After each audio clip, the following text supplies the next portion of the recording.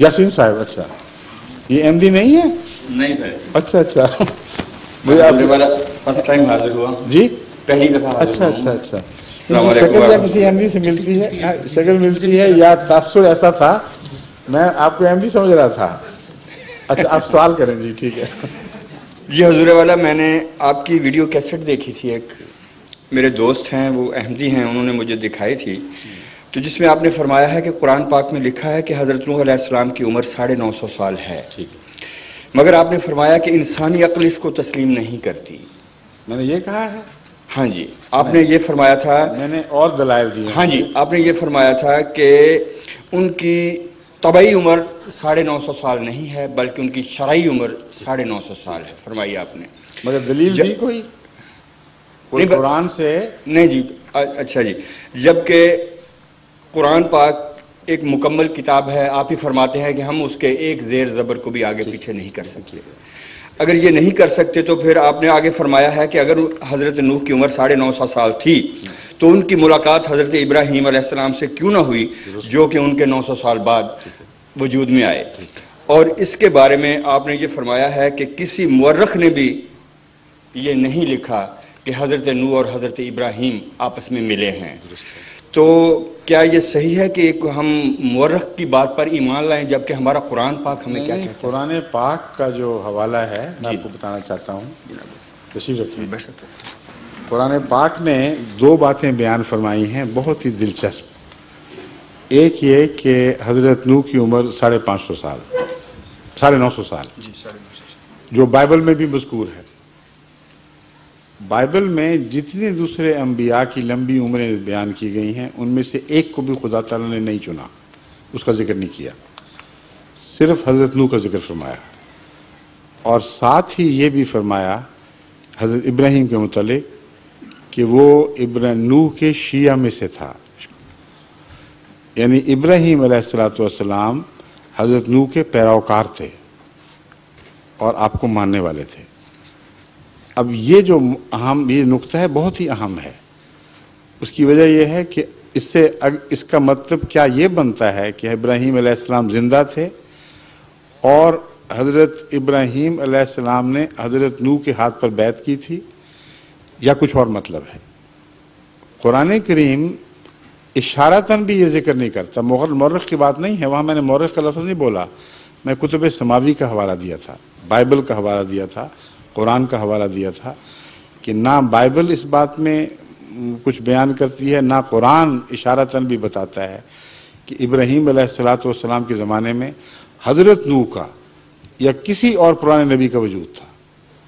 اب ایک طرف قرآن کہتا ہے کہ 950 سال عمر تھی، دوسری طرف کہتا ہے کہ ابراہیم علیہ السلام حضرت نوح کے متبعین میں سے تھے، اور تیسری طرف اشارتاً بھی ان کے وجود کا ذکر نہیں کرتا.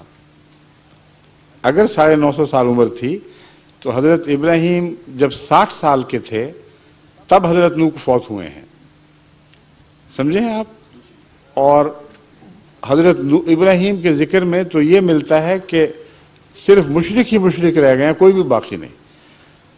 اور حضرت نوح کے متعلق کیا یہ بھی پھر تسلیم کریں گے کہ حضرت نوح آئے اور اس کے بعد بے شمار انبیاء آئے، اور آخری نتیجہ جو انہوں نے اپنی اصلاح کا اپنی آنکھوں سے دیکھا وہ یہ تھا کہ ایک ابراہیم ہی تھا جو قبول کر گیا، باقی سارے مشرک ہو چکے تھے. اور مشرک بھی ایسے ہوئے کہ حضرت نوح ان کو چھوڑ کے ہی غائب ہو گئے کہیں، اور ابراہیم کو اکیلے لڑنے کے لیے چھوڑ دیا. یہ باتیں ہیں جو قرآنی بیان سے قطعی طور پر ثابت ہیں، اور یہ بات عقل کے خلاف ہے کہ قرآن میں تضاد ہو. میں جب عقل کا حوالہ دیتا ہوں تو ان قرآنی آیات کے حوالے سے دیتا ہوں. قرآن کہتا ہے کہ نوح کے شیعوں میں سے ابراہیم بھی تھا. قرآن کہتا ہے کہ حضرت نوح کا اس زمانے میں کوئی وجود نہیں تھا. اور ان باتوں میں تضاد ہے یا کوئی اور حل ہے؟ ہمارے نزدیک قرآن میں کوئی تضاد نہیں. اس لیے قطعی طور پر عمر کا حوالے سے یہ سمجھنا پڑے گا کہ آپ کی شریعت جس عرصے تک آپ ان لوگوں میں رہے بحیثیت شریعت کے، یہ عمر ہے. اور اس عمر کے حوالے سے ہم حضرت اقدس محمد رسول اللہ صلی اللہ علیہ وسلم کا زمانہ تا قیامت مانتے ہیں، اور حضرت مسیح موعود علیہ السلام نے بارہا آپ کو زندہ نبی قرار دیا ہے جو اب بھی ہے اور قیامت تک زندہ رہے گا، تو وہاں ظاہر بات ہے کہ جسمانی زندگی مراد ہی نہیں ہے، روحانی زندگی اور امر کا دور کہاں تک آپ کا امر جاری رہے گا۔ اس پہلو سے اس استنباط کے نتیجے میں میں نے حضرت نوح کی عمر کے متعلق عرض کیا تھا کہ یہ آپ کی جسمانی عمر نہیں، آپ کی روحانی عمر ہے، آپ کی شریعت کی عمر ہے، اور ابراہیم علیہ السلام اس شریعت پر پیدا ہوئے، ایک عرصے تک اسی شریعت کے تابع رہے، پھر خدا نے خود آپ کو صاحب شریعت نبی بنا دیا، اور جب بنا دیا تو نوح کی عمر ختم ہو گئی، پھر نوح شرعی لحاظ سے زندہ نہیں رہے، یا نہیں، ان کا دور ختم اور ابراہیم کا دور شروع ہو گیا۔ یہ استنباط ہے، سمجھ گئے جی۔ اللہ تو آیت یہ ہے وَإِنَّ مِن شِيعَتِهِ لَإِبْرَاهِيمَ، حضرت نوح کے ذکر کے بعد الصافات آیت 84 اللہ تعالیٰ فرماتا ہے، نوح کا ذکر اس سے پہلے گزرا ہے، وَإِنَّ مِن شِيعَتِهِ لَإِبْرَاهِيمَ، کہ اس کے شیعوں میں سے ابراہیم بھی تھا۔ یہ لفظ شیعان علی جو ہے نا، یہی لفظ ہے جو وہاں استعمال ہوا ہے، یعنی متبعین۔ لفظ شیعہ اب رفتہ رفتہ حضرت علی کے حوالے سے الگ ہو گیا ہے، مگر آغاز اس کا اسی طرح ہوا تھا کہ یہ شیعان علی ہیں، علی کے متبعین ہیں، باقی خلفاء کے نہیں۔ تو یہاں اللہ تعالیٰ حضرت ابراہیم کو حضرت نوح کا متبع قرار دے رہا ہے، جس کا مطلب ہے اس وقت تک آپ کی شریعت زندہ تھی، اور ابھی پورے 950 سال نہیں ہوئے تھے۔ حضرت نوح کی زندگی کا کوئی ذکر نہیں کرتا۔ میرا صرف کہنے کا صرف یہ مقصد تھا جی، کہ اللہ پاک اور قرآن پاک ایک یقین کی بات ہے، ایک مکمل یقین ہے ہمیں جو کہ قرآن پاک میں لکھا ہوا ہے، کامل یقین ہے، کامل یقین ہے۔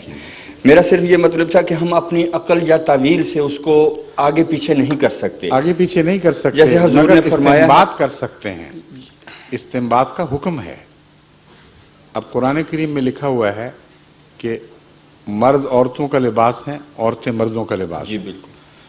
اگر میں یہ کہوں کہ لباس سے مراد یہ ہے کہ ان ایک دوسرے کی پردہ پوشی کرنی چاہیے، ایک دوسرے کا تن ڈھانکنا چاہیے، بدن سے چمٹا ہوا ہوتا ہے لباس، اندرونی رازوں سے واقف ہوتا ہے، اس کو شہرت نہیں دینی چاہیے، تو کوئی کہے کہ لباس لکھا ہوا ہے آپ آگے پیچھے کیوں کرتے ہیں؟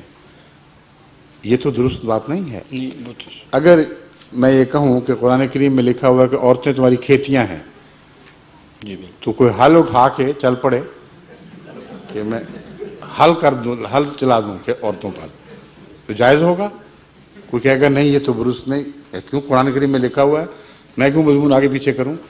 قرآن کریم کے مضمون سمجھنے کی کوشش کرنا خود قرآن کے تابع ہے، اور قرآن کریم فرماتا ہے کہ یہ وہ کتاب ہے جس میں کچھ متشابہات ہیں، کچھ ایسی آیتیں ہیں جن کا مفہوم پوری طرح ہر شخص کی سمجھ سے بالا ہوتا ہے، کچھ محکمات ہیں، محکمات کی کتابیں متشابہات کو سمجھو، اور یہ علم اللہ تعالیٰ ان کو عطا کرتا ہے جن کو خدا نے یہ صلاحیت بخشی ہوتی ہے اور جن کی رہنمائی فرماتا ہے۔